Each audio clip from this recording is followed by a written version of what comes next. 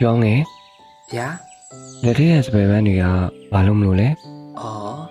ညကမိုးရွာထားတော့စပယ်ကြုံသားမှာပန်းနေအများကြီးပွင့်နေရလေအဲ့ဒါဗျာပန်းကမို့မွေးနေရပဲ လှတယ် ဗျာ အော်စပယ်ပန်းလေးတွေကလှတယ်လို့ ဟေးဟုတ်တယ်နော်ဖြူစင်းနေရပဲ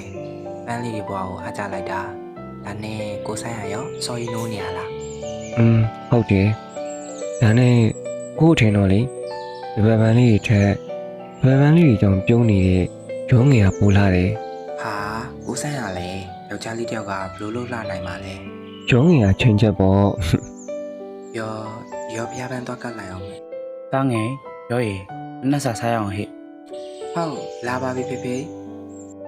ဝါမုံစိမ့်မောင်းနေရောတော့ဝေးတက်တော့မယ်ထင်တယ် စားပါရှင်စားပါ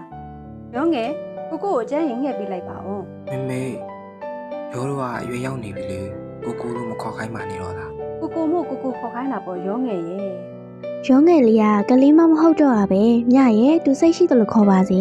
နောက်တော့ရုံးငယ်ကခလေးပဲ ဒါ Hey, no more shunete. Yan yo mo kane. I nge the kude.